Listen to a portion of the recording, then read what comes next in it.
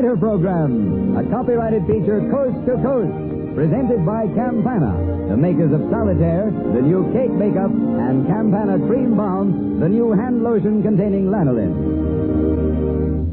Theater time. Broadway is excited tonight. An important event is about to take place. There's a brand new play opening at the Little Theater off Times Square. Advance notices say it's a hilarious comedy romance that's sure to make a hit. That's enough advance notice for us that the streets will be jammed and the theater packed. So let's be on our way. It's just a short walk around the corner. Will you join me? Yes, the sidewalks are crowded all right. And lots of the men and women are in uniform. Shall we cross here? Well, here we are at the Little Theater off Times Square. Have your tickets ready, please. Have your tickets ready, please. Good evening, Mr. First Nighter. The usher will show you to your box. Thank you. We'll go right in.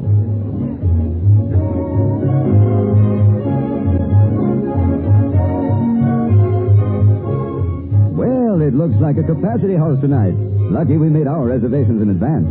Well, now that we're comfortably seated, let's have a look at the program. Our popular leading lady, Barbara Luddy, is starred in a new play entitled Speak Ever So Gently by Peggy Blake. Playing opposite Miss Luddy is her guest leading man, Olin Soleil, and they're supported by an all-star cast. The play is pure fiction, of course, and does not refer to real people or to actual events. And now, just before first curtain, let's listen to Eric Sagerquist and his First Nighter Orchestra.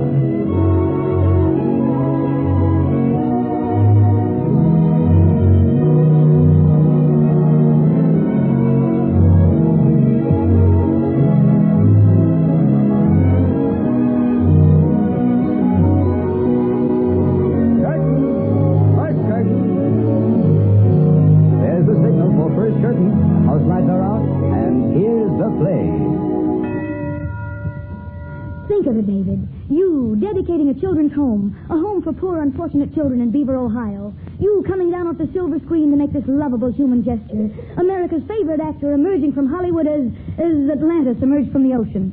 Atlantis didn't emerge. Atlantis sunk. You get what I mean? Well, I talked with Brinker and with Duffy and with Schmaltz. The studio's behind us 100%. 200%. They agree it's the greatest publicity stunt that's hit this cockeyed town in its entire cockeyed history. Don't be vulgar, dear. Are you trying to tell me that Hollywood isn't cockeyed? It is. And you know why? It's because actors have agents like you. And agents don't have blood in their veins. Only crazy publicity stunts.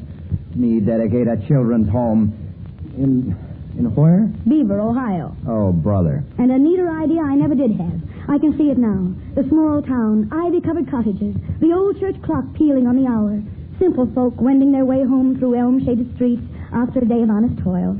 I think I'm going to be sick. No, but it's terrific. You, David Stanley, in this warm, earthy setting, being warm and earthy. Yeah, so are sandhogs. Kit, for 3 years you've been my agent. You wangled appointments and pushed me through doors. You beat bosses over their egg-shaped heads. You had me seen in the right places with the right people. When nobody else would touch you, remember that, Dave. The day you walked into my office, I said to myself, that boy could be sensational. I believed in you, didn't I? I fought a one-woman war to get you into the studio, didn't I? I screamed like a mother tiger until I got you decent parts, didn't I? Sure. Okay. I'm appealing to your better nature. I hear you, but I don't feel anything. Kid, I'm an actor. That we won't argue. I never dedicated anything in my life, and I won't start now. Especially with kids. I'm allergic to them. Haven't you ever held a tiny baby in your arms? No, have you? Once, with disastrous results. Uh-huh. See?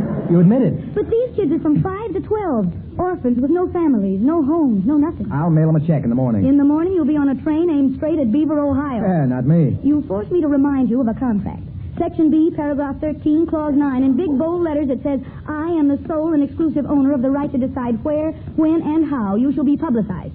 If I wanted you to crawl on your knees down Hollywood Boulevard, you'd crawl. If I wanted you to swim the Hellespont, you'd swim. And if I want you to dedicate a children's home in Badger, Ohio, you'll dedicate. You said Beaver, Ohio. Beaver, Badger, Skunk Hollow, you'll go there, friend, and like it.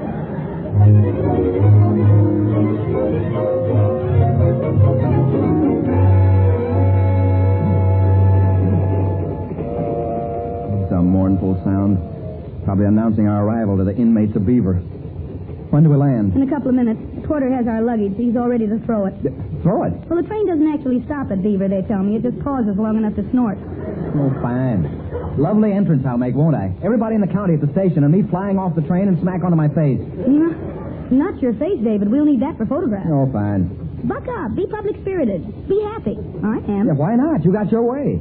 Think of the sweet little tots you'll be sponsoring, sending them off on the road of life. Don't make me cry, dear. My mascara, you know. Who brings joy into the world? Children. What's nearest every man's heart? Children. What's nearest every woman's heart? Me? Children. You might mention that to the crowd at the station. You mentioned it. It drips off you like the coating off a candied apple.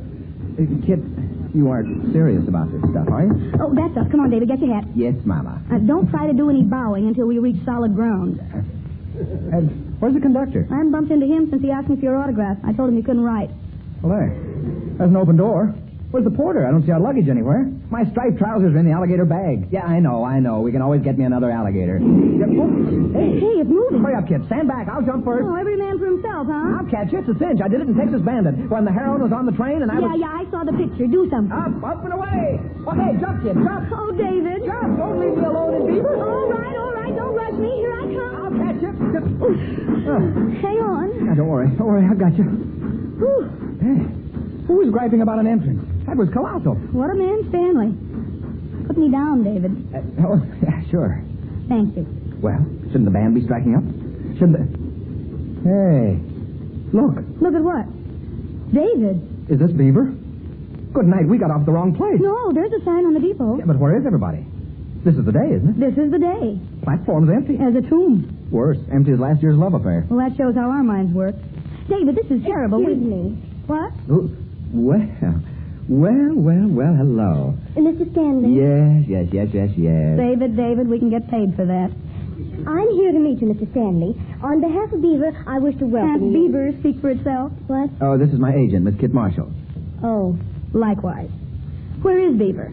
Beyond the hill. Burrowing away like mad, no doubt. I mean, where's the citizenry? Where's the women's club? Where's the janitor? Where's the mayor? He's home. I'm his daughter. She's the mayor's daughter, kid. She's the mayor's daughter, and I'm the traveling... Never mind. You're the Miss Marshall who wrote to my father, I guess. I guess. We had a gigantic correspondence. Plans were laid, beautiful plans, all about receptions and speeches and flowers and things. We practically fell in love with each other. Well, I talked to Daddy. I told him Mr. Stanley was coming here for the dedication simply because he adores children. I told Daddy Mr. Stanley wouldn't want any publicity. And what did Daddy say? Oh, he said that was right. No publicity. We wouldn't want to sully a warm, earthy gesture with publicity. Not a word to the paper, not a word to the town. Nobody knows you're in Beaver, Mr. Stanley. Not a single soul. Isn't that wonderful? Let me at her. Kid. Let me at her. I'll cut it clip her, out. so help me, David. I'll tear her limb from limb. And the curtain falls on the first act of tonight's play in the little theater off Times Square. Smoking in the outer lobby or downstairs, please. This summer, you'll have an opportunity to do more with your complexion than ever before. Now, let me put it this way. Would you like to add a fresh, natural-looking color tone to your face of just the right shade for your summertime complexion? Then try Solitaire Cake Makeup. Would you like your complexion to look petal-textured and satin-smooth for hours and hours while you're working in the daytime or dancing at night? Then try Solitaire. If you need to hide slight skin imperfections, then again the answer is Solitaire Cake Makeup. And this summer, with Solitaire available in ample quantities all over the country, there's no need to deny yourself the complexion beauty which Solitaire will give you. A new, exciting loveliness that you may never have dreamed possible. Now remember this too, please. Solitaire gives you this new beauty safely. It contains lanolin to help you avoid skin dryness. Solitaire, you see, is good to your skin. And it's so good to your pocketbook, too. There is no finer quality cake makeup anywhere. Yet, for only 60 cents, Solitaire gives you one of the largest compacts of cake makeup on the market. So step up to your favorite cosmetic counter and insist on Solitaire in any one of 6 flattering shades.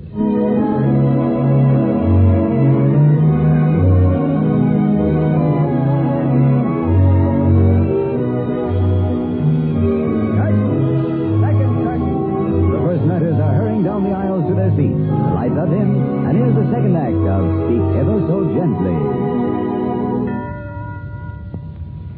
I'll show you to your rooms. Peter will bring your luggage up later. The house is yours, Mr. Stanley. You don't know how we've looked forward to having you as our guest. Well, that's very kind of you, Miss... Gracious, I didn't introduce myself, did I? Let's everybody call everybody Butch.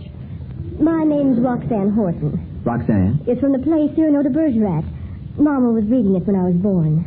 Cyrano was the guy with the tremendous nose, wasn't he? Mama said Daddy reminded her of Cyrano. So romantic and all. Are the ladies in your family partial to romance? Well, We wouldn't snub it if it tapped us on the shoulder. So often romance folks are square in the teeth. That's my thought for the day. Are you speaking from experience, Miss Marshall? From observation, Miss Horton. This is your room, Mr. Stanley. Oh, thanks. Hey, wait. I think you made a mistake. That's the zoo. The zoo? Animals. Millions of animals in there. Shut the door quick. They might stampede. Shut the door. They're dead. Dead? And stuffed. Daddy's hunting trophies. I had them moved from the den into your room. For your last picture, I thought, you do like animals, don't you? The movie magazines are always pointing out how fond you are of dogs and horses and lions and things. Oh, come in. Honestly, they're dead. Are you sure? Touch one. No, thank you. This is Alfred. A tiger? Daddy shot him in Asia. He measures 6 1/4 feet. Oh, that's nice. And look, over the mantel. What's that? Your father? It's a moose head. Well, I didn't know. Cyrano de Bergerac and everything. I hope you'll be very comfortable in here, Mr. Stanley. All of you. Yeah. Well, now, listen, I hate to crowd them. Wouldn't it be better if... there must be a hotel, even in Beaver. Oh, we wouldn't think of it. Why, Daddy'd be heartbroken if you didn't stay with us. So would I. Well... Luncheon's at 1. You'll have time to rest before then. Rest? With these ghouls staring at me? I couldn't close an eye. Bears and foxes and elephants and coyotes? Oh, that isn't a coyote, Mr. Stanley. It's a wolf. Relax, David. You're among friends. Your room is across the hall, Miss Marshall. I'll show you. Kit, you wouldn't desert me. Suppose they came to life or something. Me alone and unarmed, caught like a rat in a trap. Kit! David, I have only one thing to say to you. What? Oh! Here, Miss Marshall. Will this be all right? Oh, thank you. It's perfect. It isn't lavish, I'm afraid. I have very simple taste, Miss Horton, in everything. In food, in clothes, in acting. Really? Look, Sugar, you aren't going to overdo it, are you? Overdo what? The small-town character, batting your eyes at the station, turning David's room into a taxidermist's dream, deciding that he isn't here for anything except his desire to express a great love for children. This dedication ceremony is tomorrow afternoon, Miss Marshall. Yeah. Luncheon's at 1. And meanwhile, Roxy, I'll have me a bit of a whirl through Beaver. Mercy, what a way to die.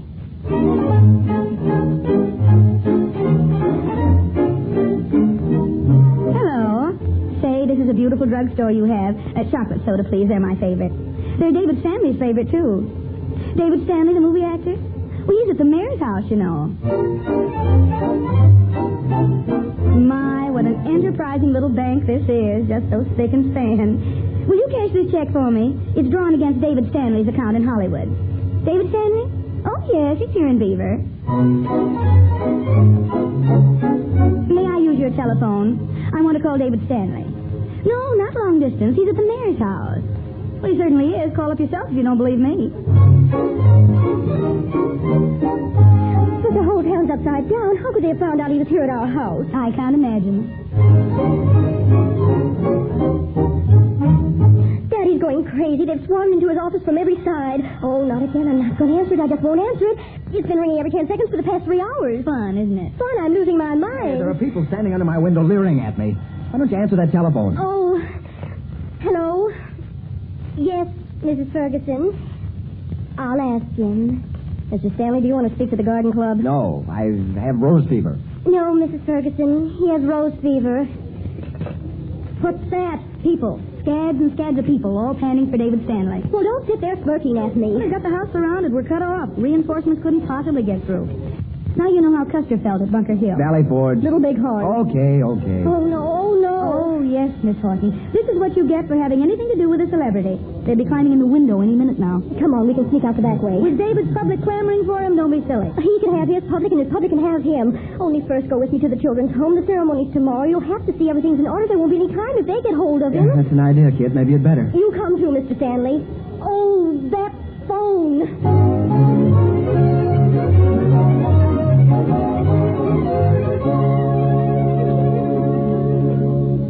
This is the office, Miss Marshall. Didn't I hear children? Yes, there are several of them in the home.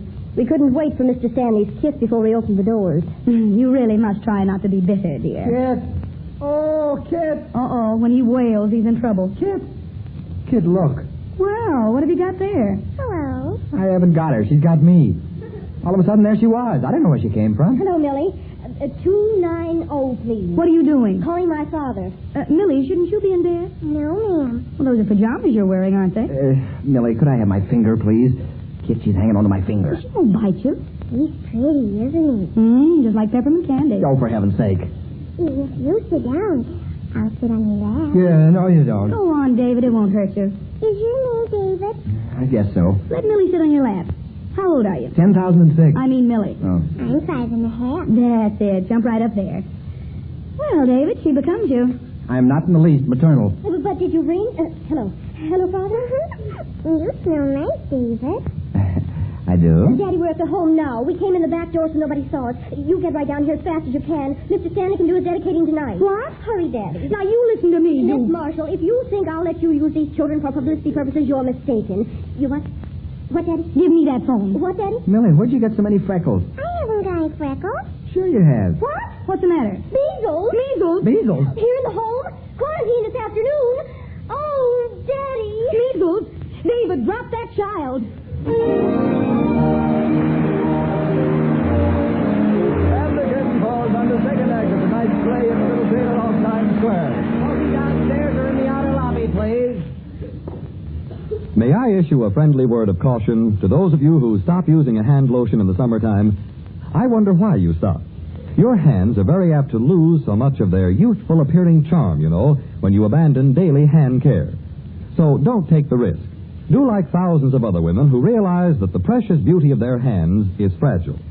Use Campana Cream Balm, the new lotion with lanolin, day in and day out, right through the warm weather months. Campana Cream Balm containing lanolin will help you to avoid dry skin, no matter how often you wash your hands or how much work you do in Victory Garden or at home or factory or office. Lanolin is the substance that most nearly duplicates the softening functions of the natural oils of your skin. So use Campana Cream Balm each time after you wash your hands. See how creamy smooth it is, how delightfully fragrant, instantly soothing, and completely free of after-use stickiness, even on the hottest day. Ask for Campana Cream Balm, the new lotion with lanolin, in the yellow and white carton. If your hands become extra dry and extra sensitive to hard water and harsh soaps and cleaners, you may prefer Campana's other lotion, the rich, concentrated original Campana Balm in the green and white carton.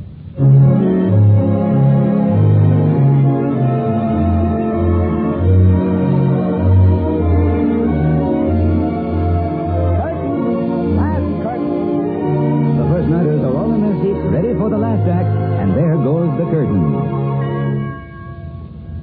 Jeepers. Then these freckles on Millie's face aren't freckles, they're measles. Put her down, David. We've got to get out of here. Well, you can't. We're quarantined for 2 weeks. Daddy says there's a sign on the front door. Yeah, so you have to bring us in by the back door. I'll bet David's last dollar you knew about the measles. I did not. If you think I deliberately arranged it so I'd have to spend the next 2 weeks with a couple of publicity-hungry Listen, Hollywood... Miss Horton, we don't grab at publicity skirts because we're crazy about the old girl.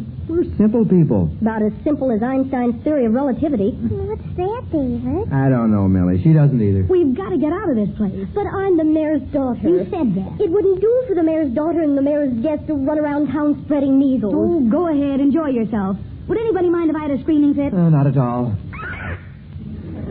Feel better? No. What's she yelling about, David?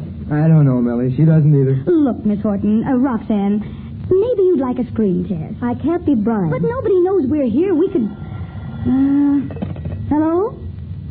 Yes, Mr. Beacon? Who's Mr. Beacon? Editor of the paper. Lovely. Yes, Mr. Beacon.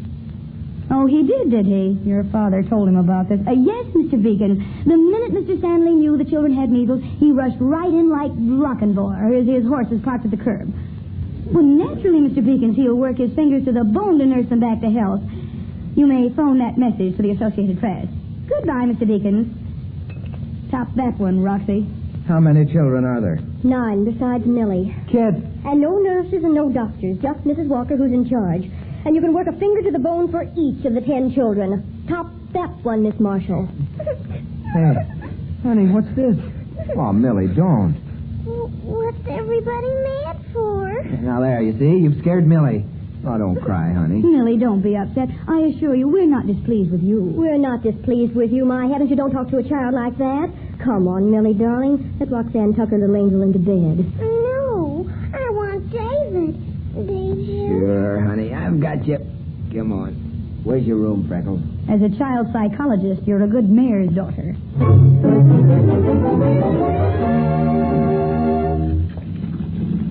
Kids! basement? Yes, David, over by the laundry tub. What are you doing? What?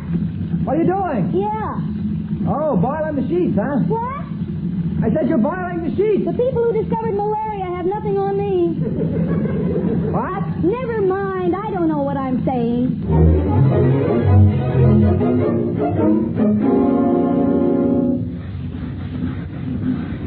Oh, David, you don't have to scrub the floor on your knees. Well, I've got dishpan hands. Why not dishpan knees? Did you finish the ironing? Yes. My back's yelling traitor at me. Hi. Oh, hello, Kit. Hello. Well, Roxanne, when they let you out of the salt mine. Do I look that bad? None of us can complain about looks. What a week. Bobby finally broke out. He must have been exposed before we isolated him. Don't you hate me when I get so technical? Mrs. Walker ought to have the kids' supper trays ready by now. I'll take Millie's to her. I wonder why he feels he has to do that every night, Kit. Chances are Millie shares her supper with him. She does. I get all the cake frosting, so there.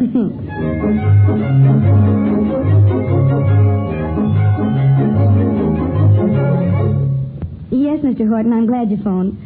Everything's under control. Children are coming along beautifully. We haven't dropped a stitch. Yeah, only 2 more days and it'll be over. We'll never forget Beaver, believe me. The dedication ceremony day after tomorrow. Well, I don't know, Mr. Horton. I've got to talk to David about it. He and Roxanne are tucking the kids in for the night. Let me ring you back in half an hour, will you? Oh, accounted for, David. Sarah had to have a drink of water. Yeah, she always does. Is Millie asleep? Yeah. Cute, isn't she? David. Ah, go to sleep, honey. The princess is waiting for you. Princess, Yeah, it's a story we have. have you been telling Millie bedtime stories? Sure. I'm pretty handy at it, too. She'll miss you, David. We all will. I think I should apologize. I was very wrong about you. I thought you were coming to Beaver just because it would make good copy for the papers. Roxanne. No, let me say it. It seems so cheap to me using children that way. I was so sure they didn't mean anything to you. Well, I was wrong. These past 2 weeks you've been wonderful, and the kids love you. You're a very real person. Would you care if I kissed you? Salute, senor. Salute, Roxanne. Oh, Kit. I didn't mean to. I just happened to be passing. I was apologizing to David. A very thorough apology. Do you mind? No. I've got to explain something, Roxanne. I know you like David. He likes you. So don't blame him for any of this. It was for publicity, but it was my idea. David objected like a mule the whole time. It was cheap. And there you have my epitaph. However, there'll be no ceremony, no blowing of horns, no crowds, no speeches. But, Kit, if it would help, you deserve it. No ceremony. These kids, well, you can't feed them and bathe them and take their temperatures and play games and try to wish every measles spot off them without... Oh, call me soft-headed. Go on, call me soft-headed. Would soft-hearted do? Me? Don't be silly. Not old 10% Marshall. Never had a heartbeat in my life.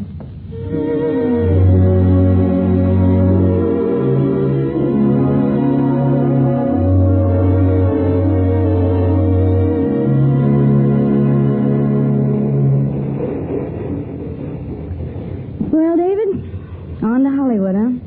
Yeah? Wouldn't the boys at the studio laugh if they found out what we've been doing? Yeah. Ha-ha, like that. Beaver wasn't a bad town, was it? No, it wasn't, Kit. Kid, I've got to go back. Back? To Beaver, I've got to. Yeah.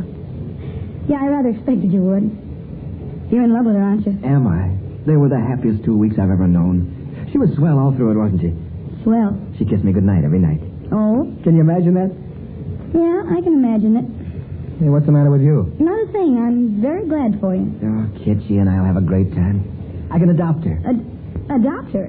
Are you insane? Insane. You'll have to marry her. Marry her? You couldn't adopt her, David, for heaven's sake. Why couldn't I? Why, she's 23 if she's a day. 23? She's 5 and a half. What? What? What are you talking about? Millie. Millie. Well, certainly. Oh, David. Kit, did you think I meant... Well, you did. You thought I meant Roxanne. And you didn't like it, did you? Like it? Kid, I've waited 3 years to see that look on your face. David. Oh, David, give me room, darling. I'm breaking up into little pieces. Maybe I better hold you together. Please. David. David, you do smell nice. Turn around, dear. Oh, brother, you said it.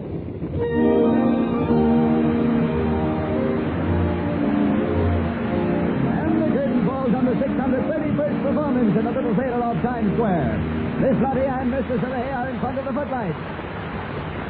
Did the first nighters like it? Listen to the applause.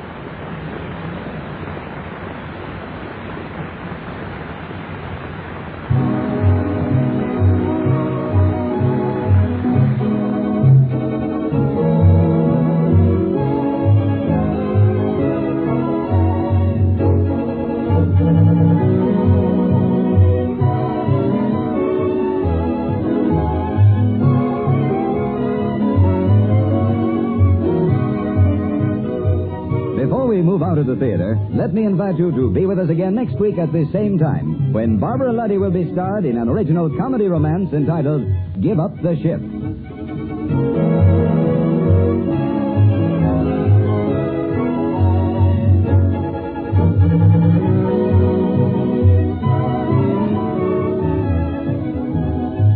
To help win the war, won't you take another look for waste paper and cardboard? Paper is a vital war material, and there's a tremendous shortage which you can help overcome. Don't waste or burn paper. Save all kinds of paper and cardboard and call the junk man or turn it over to your local salvage group.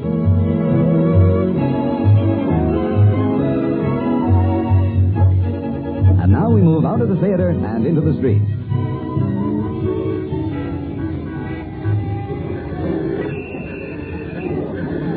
What do you say we stroll down Broadway? Good night, Mr. First Nighter. Good night.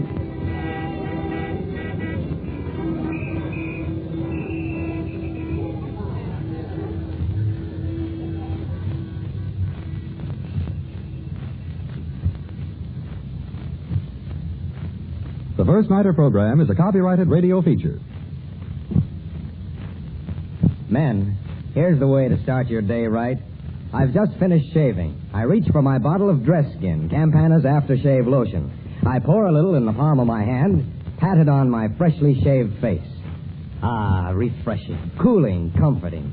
Yes, sir, that's the way to start the day with Dress Skin, spelled D-R-E-S-K-I-N, Campana's aftershave lotion. Again available in limited quantities at your favorite drugstore, 50 cents a bottle. This is Mutual.